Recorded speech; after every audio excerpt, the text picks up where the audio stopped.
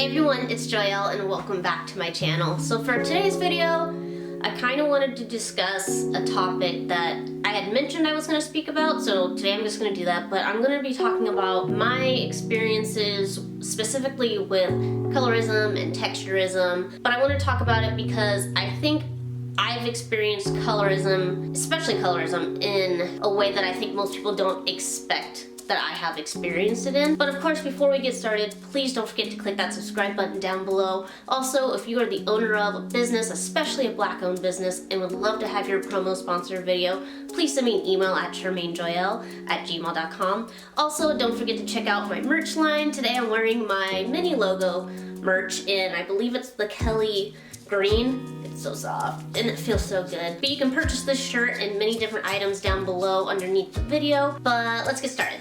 So I think I had mentioned a few times that I wanted to do a video on these specific topics just because I wanted to kind of explain or share with you guys my experiences with those, and also because I think there's a couple of assumptions on how I've dealt with colorism and textureism, and I just kind of wanted to share my story and see if maybe anybody else can relate and how these things have kind of helped me along my journey so far, or what it has taught me so far in my life. I looked up the words colorism and textureism and it didn't appear on the demonetized words list for YouTube, so I'm really hoping I don't get demonetized on this video, but if I do, so be it. I still hope that this video will either help or kind of shine light on these kinds of things. So I'm just going to share a couple of stories with you guys, and I think where I will start with this is basically just going to school, where I used to live. So I used to live in the Northwest in a very, very small, predominantly white towns. Like literally I was like, me and my sister were like two of the like maybe four or five black kids, and all of us were half black. To summarize that, I was the black girl in my school. And growing up in predominantly white areas and towns, I wasn't exactly the top pick of the litter when it came to boys. I never dated in high school, I never dated in college, mostly because I guess the boys there just weren't attracted to me. Not that it matters, high school boys and most college boys, I'm not even gonna say men, are stupid anyway, and honestly just weren't worth my time. I never got asked to school dances. I don't think, the only dance I was ever asked out to was to senior prom, and it was the twin brother of the guy that I actually liked. And no, they were not identical, and they only did it because they felt bad for me. So, there's that. A little background, I was kind of dorky and a little nerdy in school, but I was the ugly friend. I was the friend that boys came to hit on, or like to get the number of my friend. Like it was never for me, but from things like I don't date black girls, I don't find black girls attractive. Now, remember, I am biracial. I identify as biracial, but to them, it didn't matter. I was half black, so I was just black. I wasn't full white, so they did not care. Things from your hair's like wood, it doesn't move, it's stiff, it's greasy, your hair is ugly, I'm not attracted to girls like you. So, just to name a few of those things, like literally I would come home from school, log into MySpace when that was a thing, and I would have messages from boys literally just describing how ugly I was to them, how they thought I was disgusting, and how I would never ever have a chance at dating anybody, how they basically thought I wasn't worth anyone's time or effort. So there's that. But because I didn't really go to school with other, black kids or full black kids, I never got to experience colorism the way that I saw it on TV, which was often where the light-skinned girls were put on a pedestal above darker girls, because to everybody in my school, I was that dark girl. That doesn't mean I was ignorant to how colorism typically works, especially within the black community, or the fetishization of mixed women and mixed babies. I didn't get to really experience that really until I was a bit older and I moved to Arizona. So I moved to Arizona my sophomore year of high school, and huge population of, Mexican students, huge population of Mormon students, a pretty small group of, black kids. We had some of the Tongan kids or Hawaiian kids, like a handful of Asian kids. But even when I moved here, No, nobody wanted to date me. The white boys didn't want to date me. The Mexican boys definitely didn't want to date me. The black boys didn't want to date me because they had, you know, they had the white Mormon girls, and especially they had the Mexican girls to pick from. I'm telling you right now, I don't know what it is about like the feisty Latino stereotype, but that ruled over basically everything. So again, I wasn't really the pick of the litter. And then I also had to deal with issues where I was too black for the white boys, but I was too white for the black boys. So, and the Mexican boys just wanted nothing to do with me. They literally like never looked in my direction.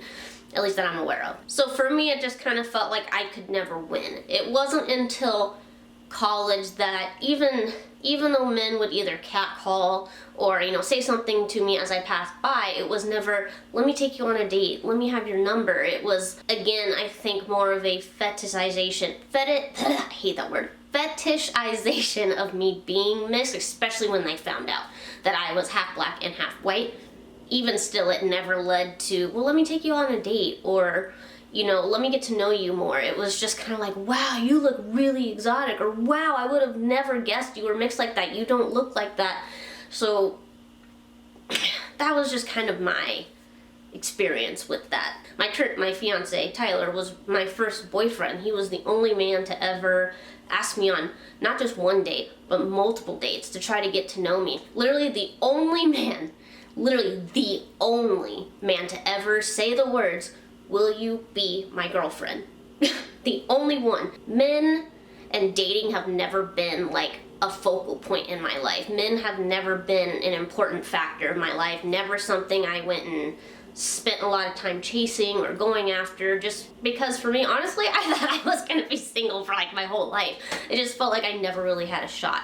So for me, in that sense, especially when I grew up in the Northwest, I was never put on a pedestal above anybody. I was always below other girls. So if there were white girls or Mexican girls involved, I was basically like nothing. The first time I really ever saw someone choose me because of my skin color or the fact that I was only half black was probably when I went and got my first full-time job at a physical therapy office, and I was called in for an interview. And I had my afro at the time. It was the first time I'd ever gone natural. It wasn't nearly as big as it is now. But when I had walked in, it was me and another woman who happened to be full black.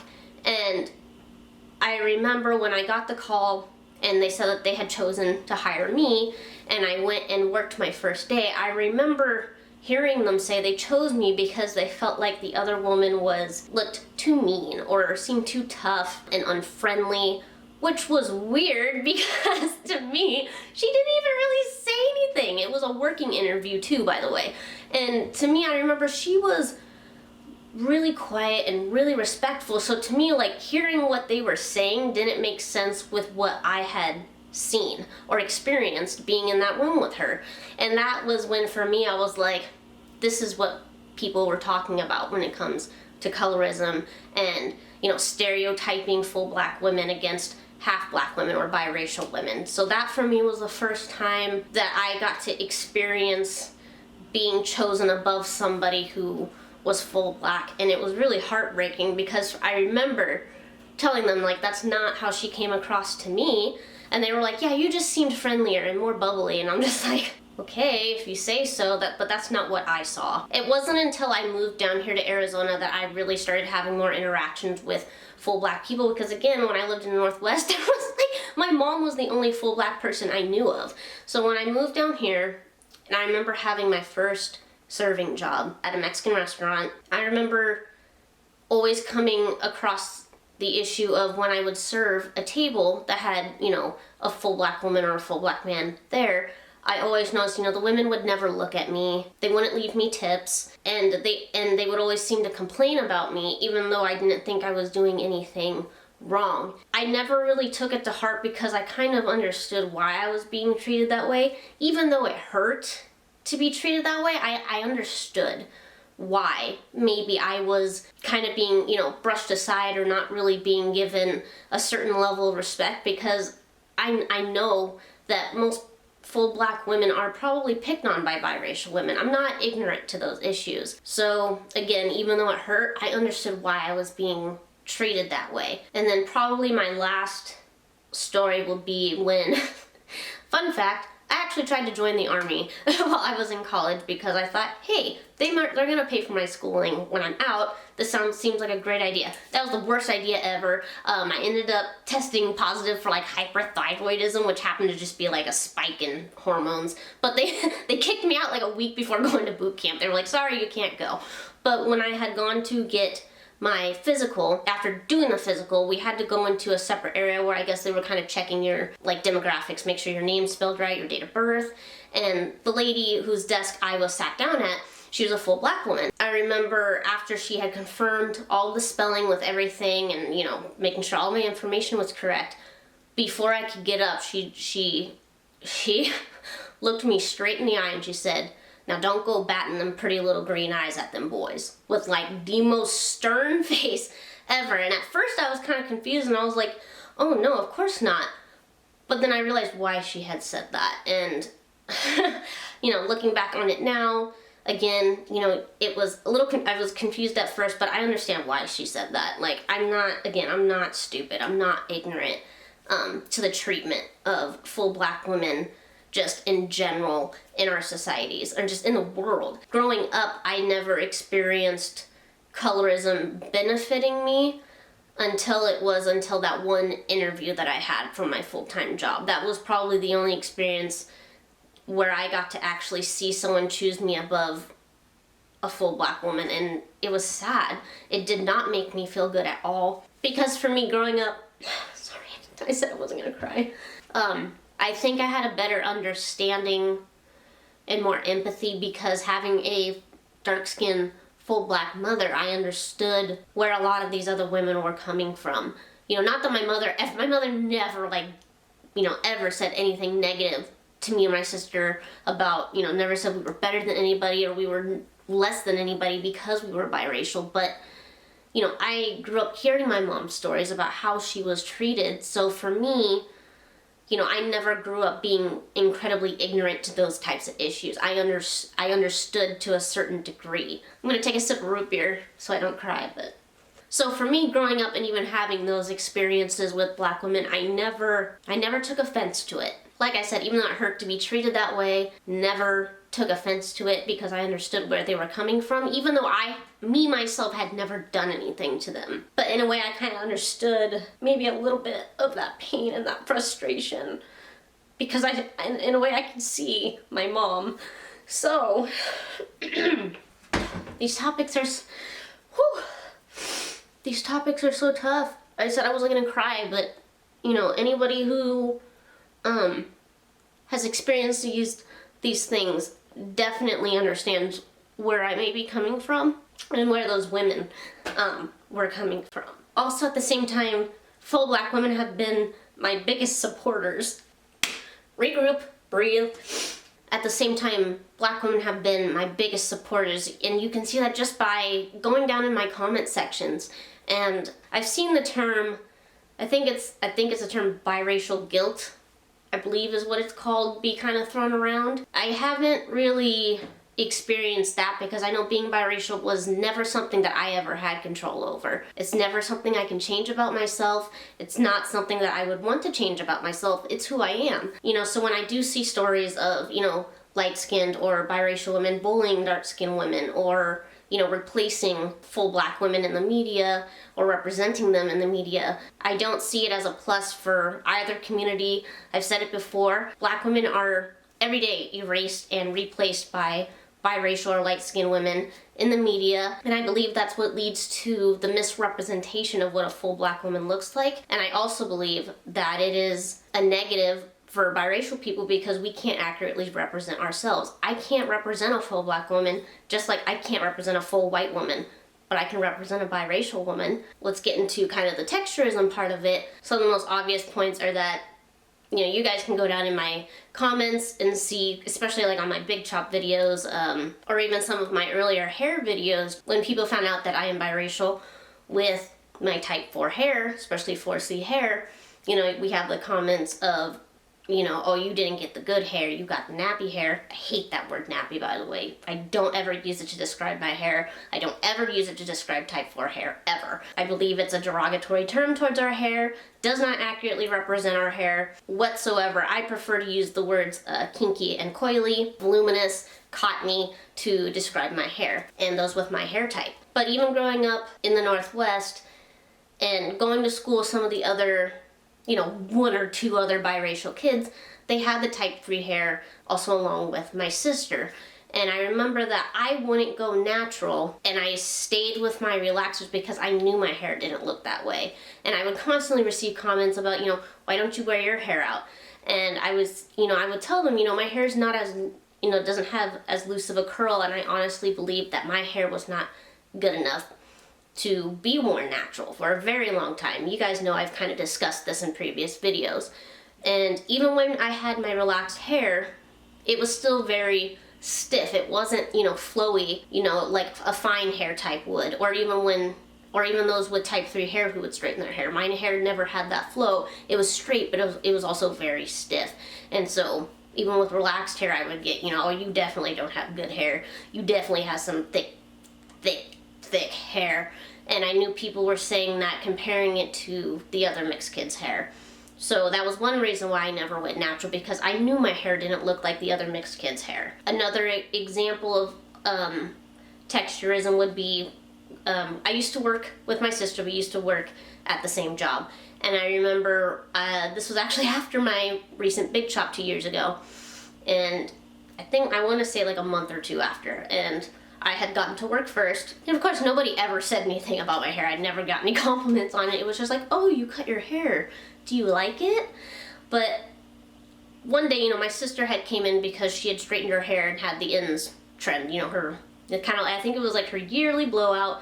But she came in. My sister has type 3 hair, by the way. I want to say like 3B, 3C hair. Maybe even some 3A, but she has type 3 hair. But she came in that day with her hair straightened because she had her hair trimmed. And oh my gosh, I thought everybody in the room was gonna frickin' have a brain aneurysm. They lost their minds when they saw her hair. Anytime my sister would wear her hair out, not even at this job, but like even me and my sister had worked together at a previous job, or just in general, whenever my sister would wear her hair out or wear her hair down even flatter, people would lose their minds over her hair. And I would always get, does your hair look like that? Why doesn't your hair look like that? It just doesn't. I have type 4 hair, and luckily at that time, when I had done my big chop, you know, and everybody was like losing their minds over my sister's hair, you know, what she deserves. She has beautiful hair. At that time, it didn't hurt my feelings because I had already accepted my hair, so I didn't need anybody else to accept my hair. But, you know, I had grown up experiencing that basically my whole life. My hair, I knew my hair wasn't like my sister's. I knew that my hair wasn't like most mixed girls' hair. It wasn't gonna look like basically all the other girls I'd seen on YouTube who did natural hair. Obviously now, I don't care. I love everything about my hair. I have healthy hair, and that's all that matters to me. Healthy hair is good hair. I don't care what anybody says. I don't care if your hair is 2 inches long or if it's all the way past your butt, whether it's long, short, kinky, wavy, curly, it doesn't matter. Healthy hair is good hair. Point blank. I mean, even now, I sometimes will see comments. It's not nearly as common anymore. But again, if you go back on some of my past videos, you can see the comments where people are like, oh, I know you're mad you didn't get the good hair, and like blah, blah, blah, right? Yada, yada, so forth. We don't care. You know how the internet is. It's full of trolls, okay? And if you don't have trolls on your YouTube channel, you're probably not doing something right. This is the internet. Everybody's got a hater on the internet. Keyboard warriors, trolls, haters. So those were, you know, some of my experiences with those specific topics, those specific issues. But I just wanted to kind of share those experiences with you guys. I kind of wanted to share my specific experiences with those issues and my understanding of those issues, and to let you know that no, I have never in my life ever believed that I am better than anybody because I am biracial or because I am light-skinned, basically white, whatever. Basically. Being on my natural hair journey, I thought it would be important to kind of share those experiences with you guys and kind of give you some insight in how I have dealt with those types of situations. And those experiences growing up and even up until now. You know, with that said, I do hope that you guys did enjoy or at least learn something from this video. Maybe learn something a little bit more about me and my journey and my experiences as being a biracial woman. I would love for you to share down in the comments maybe experiences that you have had or that you feel comfortable sharing down below, to maybe see if there's other people who can relate. That's another reason I wanted to share it again, was to see if there's anybody who could relate to my stories. Again, with that said, I hope that you guys did enjoy today's video. I hope you learned something more than anything. Don't forget to click that subscribe button down below. Don't forget to purchase the merch. Keep blooming, and I'll see you guys in the next video.